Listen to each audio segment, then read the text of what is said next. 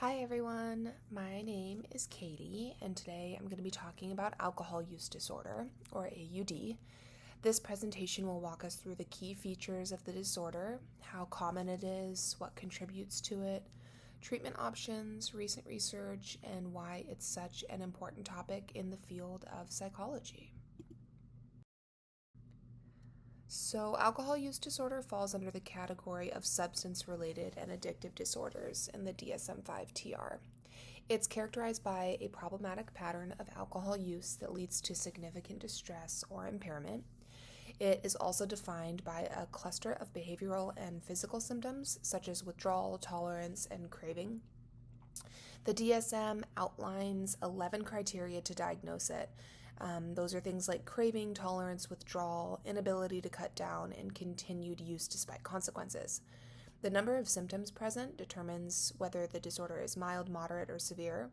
AUD is often associated with other substances like marijuana, cocaine, amphetamines, sedatives, and alcohol may be used to alleviate the unwanted effects of the other substances or to substitute when they are not available. It's exceptionally dangerous because it affects the brain function and decision making, leading to patterns that are difficult to break without help.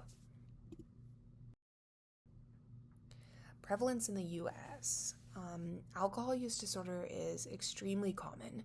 Nearly 30% of US adults will meet the criteria for alcohol use disorder at some point in their lives.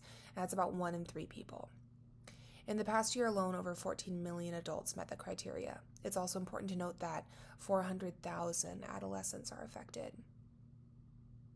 While men are more likely than women to develop AUD, the gender gap is closing. These numbers show us that AUD isn't rare or isolated. It's a widespread public health issue.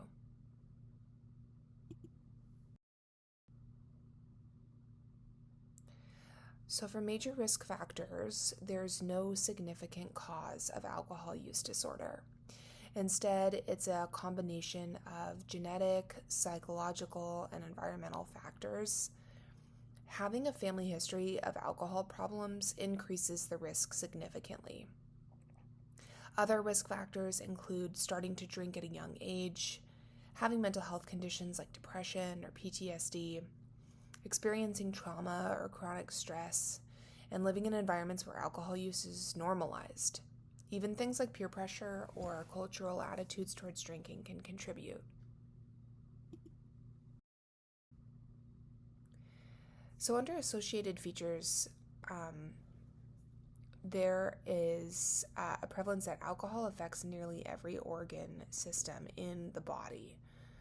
So this is the gastrointestinal tract, cardiovascular system, the central and peripheral nervous systems. Gastrointestinal effects include gastritis, stomach ulcers, and in about 15% of individuals who use alcohol heavily, liver cirrhosis or pancreatitis is relevant. There's also an increased rate of cancer in the esophagus, stomach, and other parts of the gastrointestinal tract. Some of the most commonly associated conditions are low-grade hypertension, and that can contribute to elevated risk of heart disease. And then there's more persistent central nervous system effects that including cognitive deficits, such as severe memory impairment.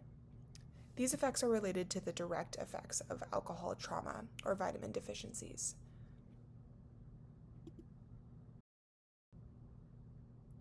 One of the most heartbreaking connections we see with alcohol use disorder is the strong link to suicidal thoughts and behaviors. People with AUD are 5 to 6 times more likely to die by suicide compared to the general population, which is just heartbreaking. This risk increases when someone also has depression or another mental health condition. Alcohol lowers inhibitions, increasing impulsivity, and it can make existing emotional pain feel unbearable. And that's why it's critical that treatment for AUD also includes suicide risk assessment and mental health support. The DSM-5 TR directly states as follows: alcohol use disorder is an important contributor to suicide risk during severe intoxication and in the context of a temporary alcohol-induced depressive or bipolar disorder. There's an increased rate of suicidal behavior as well as of suicide among individuals with the disorder. Okay, so what surprised me the most? Something that really surprised me when I was researching AUD was how few people actually get help. Even though millions of people are affected, only about 1 in every 10 receive treatment, and that number is lower for people in underserved communities. There's a lot of stigma around alcohol problems, and many people are afraid to admit that they need help. It also surprised me how many people with AUD are considered high functioning, so they have jobs and families, and they still struggle with severe internal consequences from AUD. Treatment options. Several evidence-based treatment approaches are available for AUD.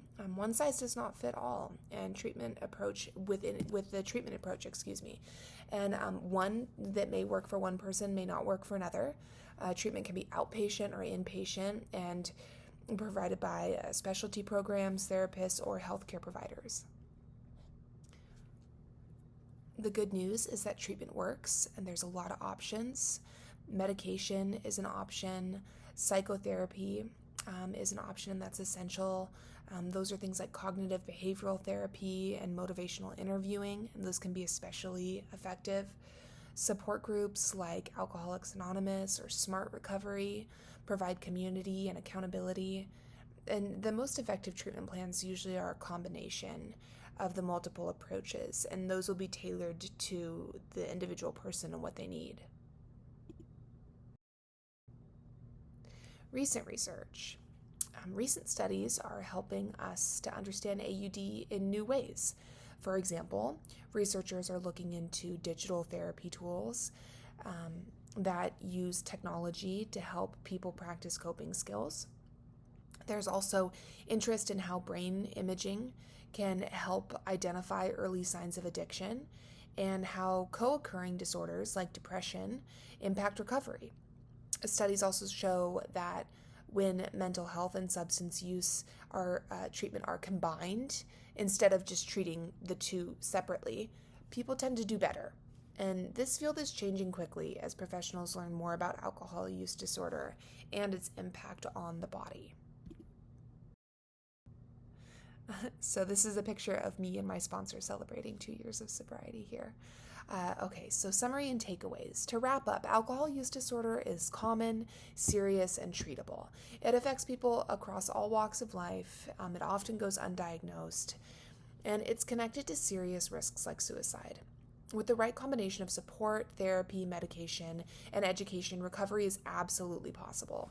And so this is a topic that's deeply personal to me, and I'm proud to share that I have been sober for 2 years after battling with alcohol use disorder myself.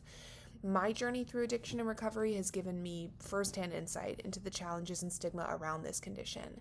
So it's not just a clinical issue, it's a human one. It affects individuals, families, and whole communities.